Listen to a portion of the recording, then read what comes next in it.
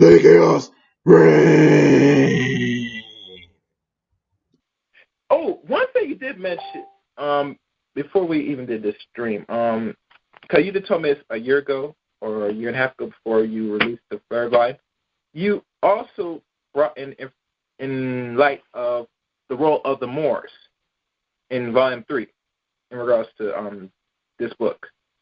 What major role the Moors left or they played during the help of the Europeans of their survival during 700 to 1700?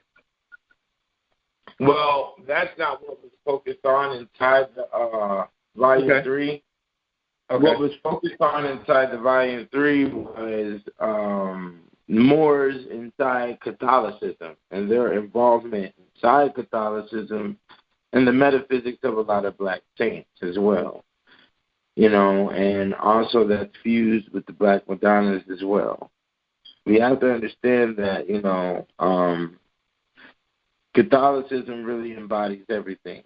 And there's a specific type of thought that goes with it. And all blacks aren't the same.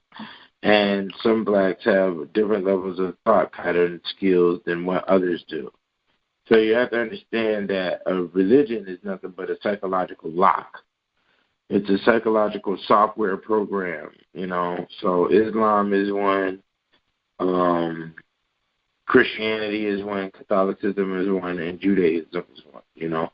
And the Moors were inside of Catholicism, and their representation inside Catholicism was bringing those who were kidnapped by the Islamic Moors back to the Catholic thought, which is also titled as the Christian thought, you know, which is similar but not one and the same. Catholicism is the female, Christianity is the male. Catholicism is the battery in the heart, you know. Christianity is more like the puppet that covers that heart and that soul that Catholicism has. Mm-hmm. So you don't really get to it. You can speak. Can you speak up a little bit? Just you sound low. Just speak up a little bit, just a little bit. Oh, okay. Can you hear me now? Yeah, better. Go okay. Yeah. So Catholicism is the battery, basically. That's where everything happened. That fulfill the spaces, like when you were talking about the relics earlier and real blood and all of that. That real blood is the battery that supports the term, the blood of Jesus, when you say it in a Christian church here in America. And that's why it has all of the weight inside that word to inflect and operate on you, because there is a real representation of it that you just didn't know anything about. Mm-hmm. You see how that works? Yes. So when it comes to the Moors, you have a lot of black saints, a lot of black male saints, a lot of black female saints. There are also black female saints that are on the outside of the Black Madonnas. Those are two different things. You have to understand that Catholicism and this section of Catholicism has more black images than any other religion underneath the sun. Okay. Interesting. Yeah, and they've been hidden from us for a very long time, and the energy is correlated directly to us. For instance, Saint Benedict the Moor. Saint Benedict the Moor, which has churches, schools, and cities here in America, is an incorruptible saint that's located in Palermo, Italy. That is the patron saint for African Americans here in America. Okay? Mm-hmm. So how come we never knew about this, or Moors never told us anything about this? Because the Moorish mind frame is not based upon intelligence and love as Catholicism or the expansion of Judaism is. What their mentality is based upon is self-centerism and worship. Because if it wasn't, then they would have told you about all Moors instead of just Islamic Moors. Right. You know, so it's either a limitation of intelligence and a limitation of research, or we have an ulterior motive and an agenda. Well, there's always an agenda for a lot of things that nothing's really revealed to the public. Public got to do their own research to find what is hidden.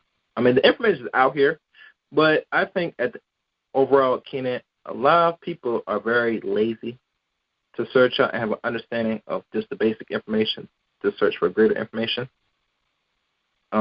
Because it's not something that these people hide from us often. They actually dare us to read the information. I remember Amos Woods did a lecture on this thing. Nothing is hidden amongst your eyes. He dares you to read the information. And a lot of people just refuse to do it. You know? They'd rather be spoon-fed to what is they want. Yeah. Hello? Oh, sorry. Hear me? All good? No, I wasn't saying anything. Go ahead. Yeah. They want to be spoon-fed information. But nothing is to be spoon-fed. You have to search and seek like everything else to get understanding. You know? And I'm not really well-versed with the Moors. I asked that question because, you know, there's some role the Moors have. Matter of fact, I go even a step further.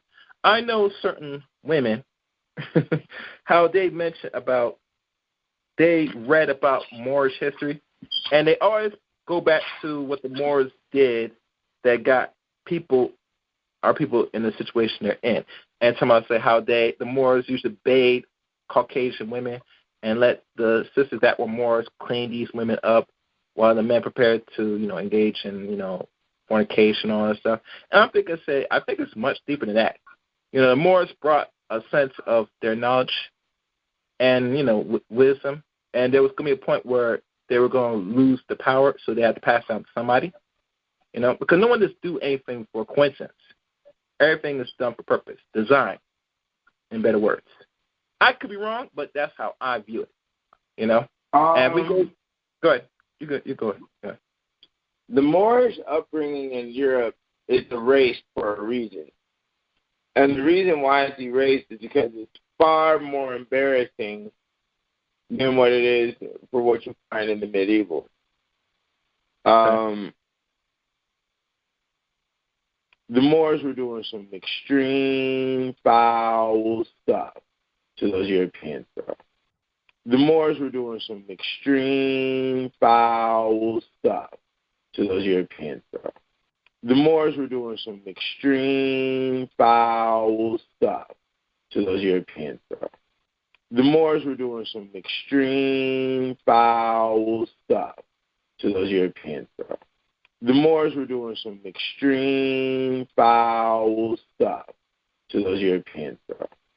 The Moors were doing some extreme foul stuff to those Europeans, bro.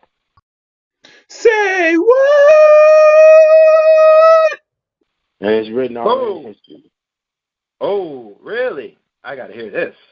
Yeah, they were doing, yeah, bro. You have to understand, man. They were doing a lot of foul stuff, bro. And that's why you saw the backlash with the slave trade. That's why you saw the banishment.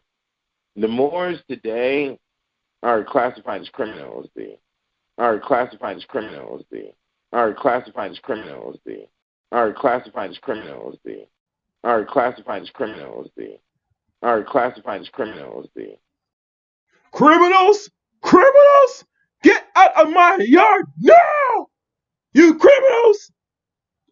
They were excommunicated out of Europe, and only criminals get excommunicated out of Europe. This is written in the Treaty of Friendship that they were excommunicated. So that means you're classified as a criminal when that happens to you, and that's their status right now. So if you go underneath the status of a Moor socially in the Western civilization picture, you're automatically classifying yourself as a criminal. Socially in the Western civilization picture, you're automatically classifying yourself as a criminal. Socially in the Western civilization picture, you're automatically classifying yourself as a criminal. Socially in the Western civilization picture, you're automatically classifying yourself as a criminal. Socially in the Western civilization picture, you're automatically classifying yourself as a criminal.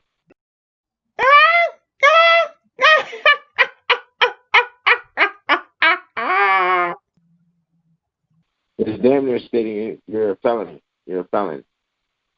You know, and you're making yourself a felon by wearing the fez. The fez is outside of the Western social picture. You're putting yourself on the outside. So it's basically suicide when you put yourself on the outside. Yeah, you see what I'm saying? So, yeah, when the information state, they kissed Queen Isabella's foot and got kicked out of Morocco, I think it was. Okay. Yeah. Well, that was the last stronghold. That was the last stronghold in Grenada. My bad. Yeah, it was Grenada. Yeah. Grenade. So all these cat dudes that's trying to still carry on traditional Moorish ways from the Rabes and all these cats that I know. Where are they at, B? Like, what do you got, B? They push a rhetoric and they're Yeah, you're pushing a rhetoric and you're criminals. I mean, it's phenomenal. I mean, you get on the YouTube out of nowhere. It's been 50, 60 years. Nobody ever heard of your shit in America. You come in, you get on the YouTube, and automatically, we have all the answers to all your law issues because we know you niggas ain't got nothing but law issues in this motherfucker. If YouTube didn't happen, we would have ever found out about Moors and Hebrew Israelites. You're right. You know what I'm saying, bro? The agent of chaos and the mixture, brother, you know? Yeah, I mean, indeed. Well, I know a little bit more about, I don't really emphasize reading much about the history anyway, because I always have suspects. I had like a booklet called More Means Dead, and a brother wrote this book and broke down everything about these people and said that means not only death, but physically and spiritually dead. And it makes sense why. They're criminals, man. Even now, sometimes I'm trying to fight the laws, the system. I'm trying to get a statue. How are they going to respect you? You're a criminal. You know what I'm saying? That's they're criminals. They're asking you, give me $1,500 for some papers. I change your life, and change your name, and we give you a... Yeah. And people always complain, say, I gave this Moor some money, and I get what I deserve. Well, you now know why. They're criminals. You got screwed by a thief. Be on the lookout for the full episode of this very lengthy conversation with the guest, Keenan Booker. And like always, comment, subscribe, and like this video. The chaos reigns.